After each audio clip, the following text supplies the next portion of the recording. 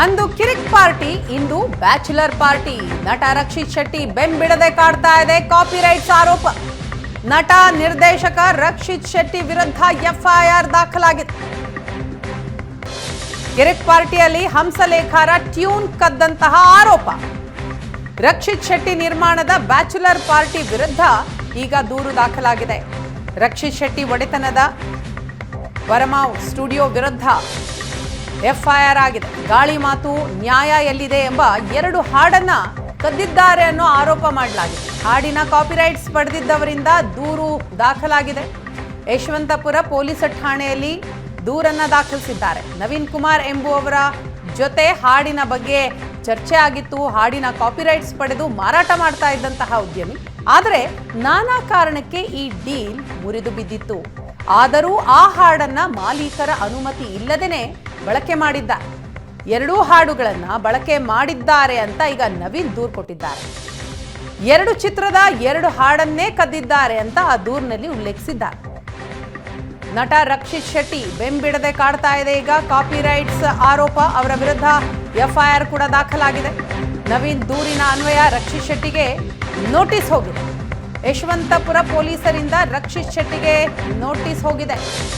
ವಿಚಾರಣೆಗೆ ಹಾಜರಾಗಬೇಕು ಅಂತ ಪೊಲೀಸರು ಮೌಖಿಕವಾಗಿ ಸೂಚನೆಯನ್ನ ಕೊಟ್ಟಿದ್ದಾರೆ. ಕರೆ ಮಾಡಿ ವಿಚಾರಣೆಗೆ ಹಾಜರಾಗುವಂತೆ ಪೊಲೀಸರು ಸೂಚನೆ ನೀಡಿದ್ದಾರೆ.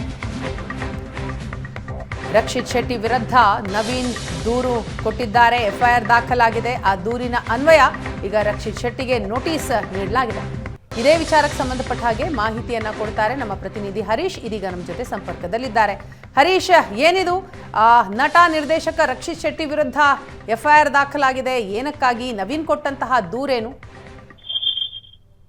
ವೀಣಾ, ಇದೇನು ನಟ ರಕ್ಷಿತ್ ಮೇಲೆ ಇದು 2ನೇ ಬಾರಿ ಬರ್ತಾ ಇದ್ದಂತ ದೂರು. ಹಿಂದೆ ಕಿರಿಕ್ ಪಾರ್ಟಿಯಲ್ಲೂ ಸಹ ಹಳೆಯ ರವಿಚಂದ್ರನ್ ಸಿನಿಮಾದ ಒಂದು ಸಾಂಗ್ ಅನ್ನ ಕಾಪಿರೈಟ್ ಉಲ್ಲಂಘನೆ ಮಾಡಿದ್ರು ಅನ್ನುವಂತ ನಿಟ್ಟಿನಲ್ಲಿ ಒಂದು ಲಹರಿ ಆಡಿಯೋ ಕಂಪನಿ ಈಗಾಗ್ಲೇ ಒಂದು ದೂರನ್ನ ಹಿಂದೆ ನೀಡಿತ್ತು. ಅದೇ ರೀತಿಯಾಗಿ ಈ ಬಾರಿಯೂ ಅಂದ್ರೆ ರಕ್ಷಿತ್ ಶೆಟ್ಟಿ ನಿರ್ಮಾಣದ ಬ್ಯಾಚುಲರ್ ಪಾರ್ಟಿ ಸಿನಿಮಾ ಏನಿದೆ, ಆ ಸಿನಿಮಾದಲ್ಲಿ 2 ಹಾಡುಗಳನ್ನ ಈ ಒಂದು ನವೀನ್ ಎಂಬುವರಿಗೆ ಸೇರಿದಂತಹ ಅವ್ರು ಪಡೆದಂತಹ ಹಕ್ಕುಸ್ವಾಮ್ಯದ ಒಂದು ಕಾಪಿರೈಟ್ ಉಲ್ಲಂಘನೆ ಆಗಿದೆ ಅಂತೇಳಿ ಹಿಂದೆ ಫೆಬ್ರವರಿಯಲ್ಲಿ ಇದೇ ವರ್ಷದ ಫೆಬ್ರವರಿಯಲ್ಲಿ ಈ ಒಂದು ಹಕ್ಕುಸ್ವಾಮ್ಯ ಪಡೆದುಕೊಳ್ಳೋ ಕುರಿತು ನವೀನ್ ಜೊತೆ ಮಾತುಕತೆ ಆಗಿತ್ತು ಅನ್ನುವಂತ ವಿಚಾರ ಗೊತ್ತಾಗಿರುವಂತದ್ದು. ಅದಾದ ಬಳಿಕ ಅದು ಅಷ್ಟಿಗೆ ಮಾತುಕತೆ ಮುರಿದು ಬಿದ್ದಿತ್ತು. ಆದ್ರೆ ಯಾವುದೇ ರೀತಿಯ ಹಕ್ಕುಸ್ವಾಮ್ಯವನ್ನ ರಕ್ಷಿತ್ ಶೆಟ್ಟಿ ಖರೀದಿ ಮಾಡಿರ್ಲಿಲ್ಲ. ಆದ್ರೆ ಯಾವಾಗ ಇದೇ ನವೀನ್ ಅವರು ಅಮೆಜಾನ್ ಪ್ರೈಮ್ ನಲ್ಲಿ OTT ಯಲ್ಲಿ ಬಿಡುಗಡೆಯಾದ ನಂತರ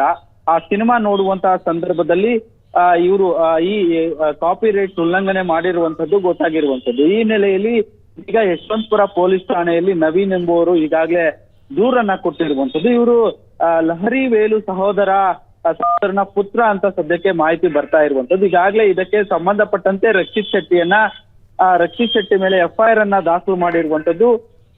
ಈ ನ್ಯಾಯ ಎಲ್ಲಿದೆ ಅನ್ನುವಂತ ಒಂದು ಸಿನಿಮಾದ ಟೈಟಲ್ ಸಾಂಗ್, ನ್ಯಾಯ ಎಲ್ಲಿದೆ ಎಂಬುವಂತ ಒಂದು ಟೈಟಲ್ ಸಾಂಗ್ ಜೊತೆಗೆ ಗಾಳಿ ಮಾತು ಸಿನಿಮಾದ ಒಂದು ಸಾಂಗ್ ನ ಕದ್ದಿದ್ದಾರೆ ಅನ್ನುವಂತಹ ಒಂದು ಆರೋಪ ಇದೀಗ ಕೇಳಿ ಬಂದಿರುವಂತದ್ದು. ಆ ಹಿನ್ನೆಲೆಯಲ್ಲಿ ರಕ್ಷಿತ್ ಶೆಟ್ಟಿ ಮೇಲೆ ಇದೀಗ ಒಂದು ಎಫ್ಐಆರ್ ಯಶವಂತಪುರ ಪೊಲೀಸ್ ಠಾಣೆಯಲ್ಲಿ ದಾಖಲಾಗಿರುವಂತದ್ದು. ಅದಕ್ಕೆ ಸಂಬಂಧಪಟ್ಟಂತೆ ಈಗಾಗಲೇ ರಕ್ಷಿತ್ ಶೆಟ್ಟಿಯನ್ನ ಮೌಖಿಕವಾಗಿ ವಿಚಾರಣೆಗೆ ಹಾಜರಾಗುವಂತೆ ಈಗಾಗಲೇ ಪೊಲೀಸರು ಸೂಚನೆಯನ್ನ ಕೊಟ್ಟಿರುವಂತದ್ದು. ವೀಣಾ, ಥ್ಯಾಂಕ್ ಯು ಹರೀಶ್ ತಮ್ಮ ಮಾಹಿತಿಗಾಗಿ.